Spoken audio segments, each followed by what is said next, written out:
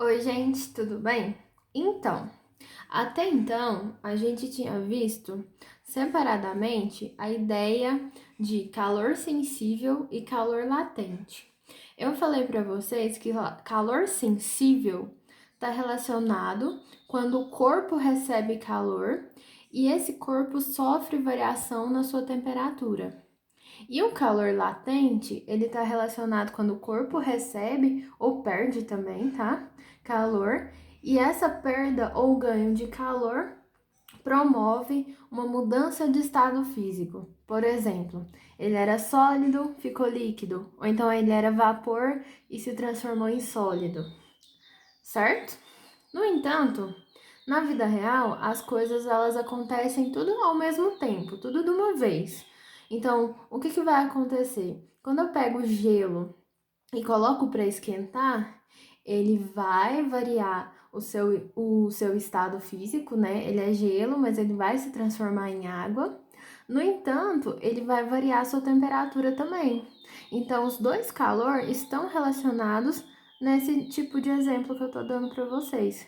E aí, como que eu calculo quantas calorias são necessárias para essa transformação? Então, essa é a ideia de hoje: juntar calor sensível e calor latente em um único exercício. E é bem interessante, muito legal. Olha só, vamos ler aqui para familiarizar. Quantas calorias são necessárias para transformar 100 gramas de gelo a menos 20 graus Celsius em água a 60 graus Celsius?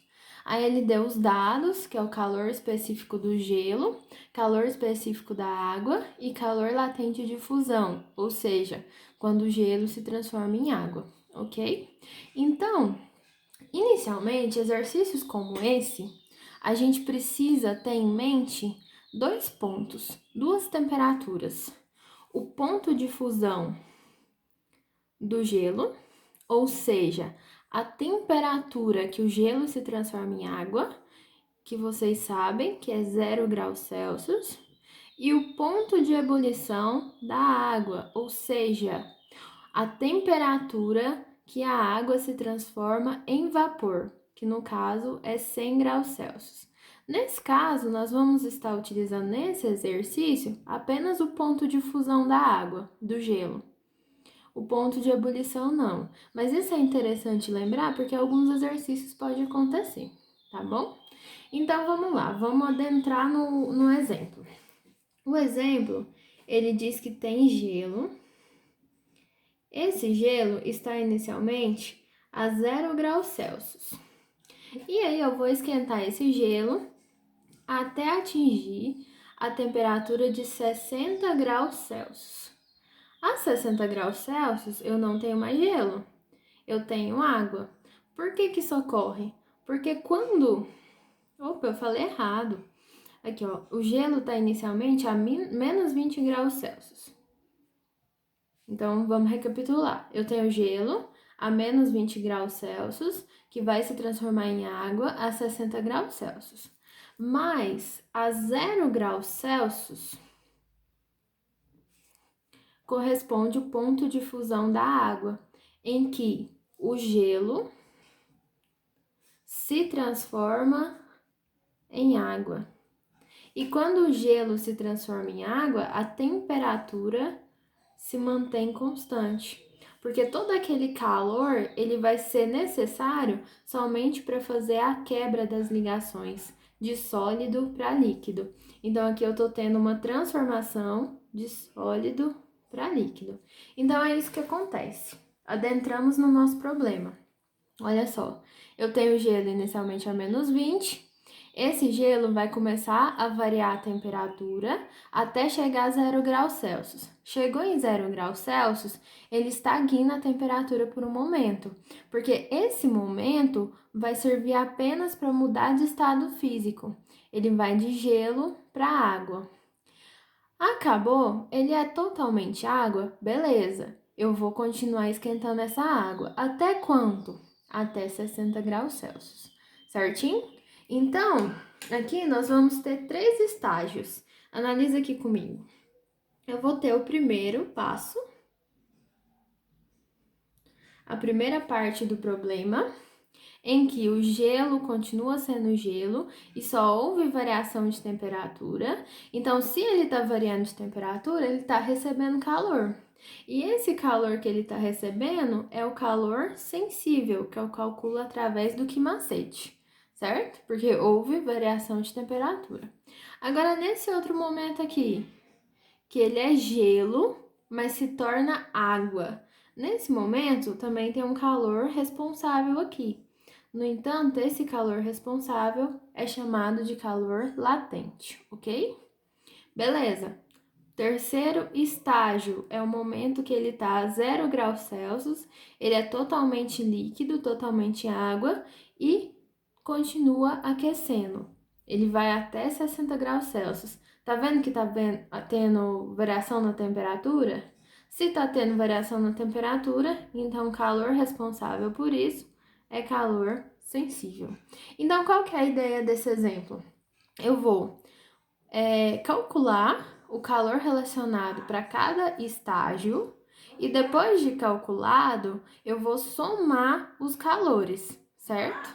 Então, vamos lá. Ó, calor sensível no primeiro estágio. Calor sensível refere-se ao Quimacete.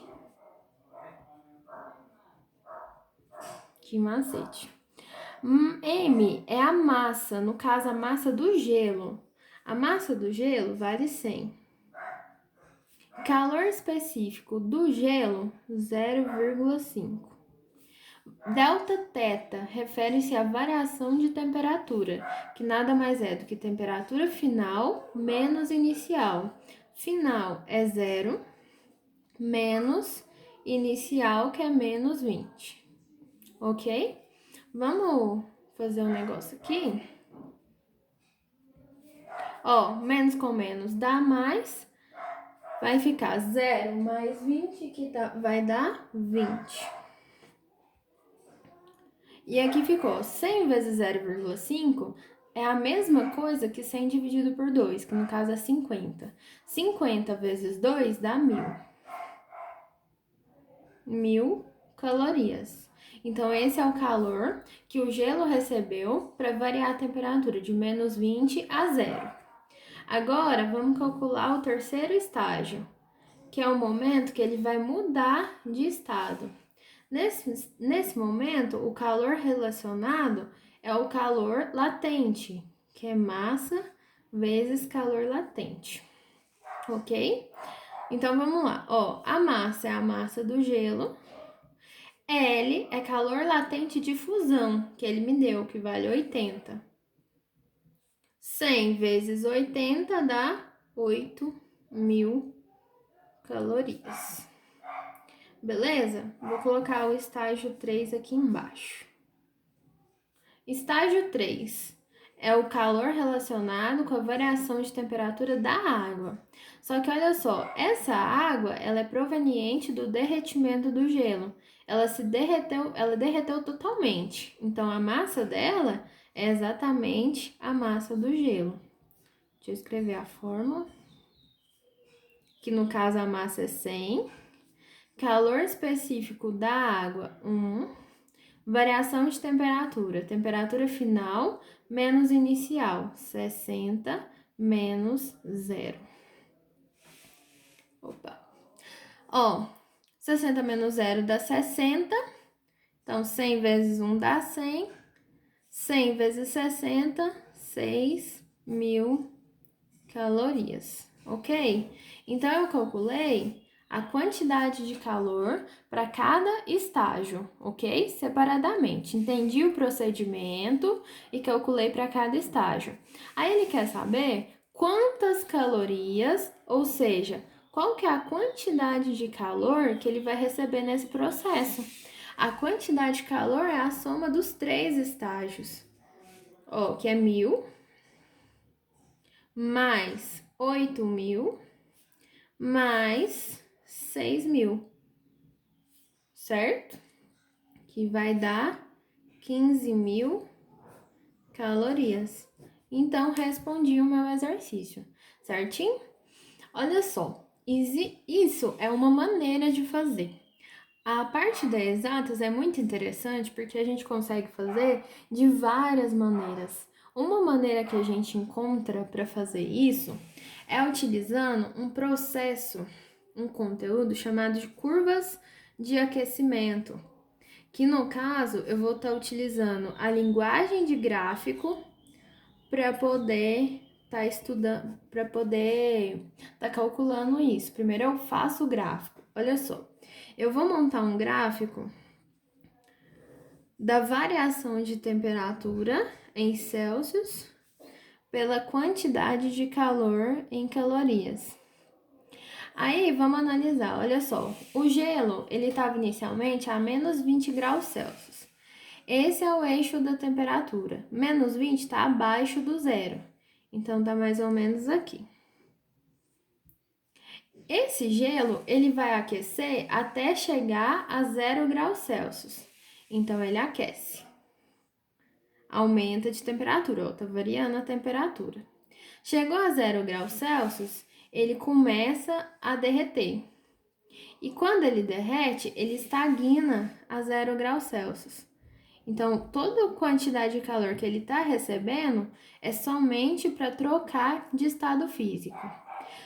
Aí chegou um momento que aqui, inicialmente ele era gelo e no finalzinho ele era água. Chegou nesse momento que ele é totalmente água, ele volta a aquecer. E aí ele estava em zero e passa para 60 graus Celsius. Então ele aquece até chegar 60 graus Celsius. Eu acho que vocês, inclusive, já viram isso em química. Então é uma coisa já familiar para vocês. Então, existe duas maneiras de fazer. Ou você faz pelo procedimento dos potinhos, entendendo passo a passo, levando em consideração o ponto de fusão da água, ou então você faz utilizando as curvas de aquecimento, que no caso, se ele estiver resfriando, chama curvas de resfriamento, tá? Aí é o processo inverso desse gráfico, mas não tem erro. É sempre assim. Aí vamos analisar aqui. São 3 curvas no gráfico. Então, para cada curva dessa, eu preciso de um cálculo. Olha só, nessa curva aqui, tá vendo que tá tendo variação de temperatura? Para cada momento que eu analiso a minha curva, eu tenho uma temperatura diferente. Então, aqui, para eu calcular a quantidade de calor, eu calculo utilizando calor sensível.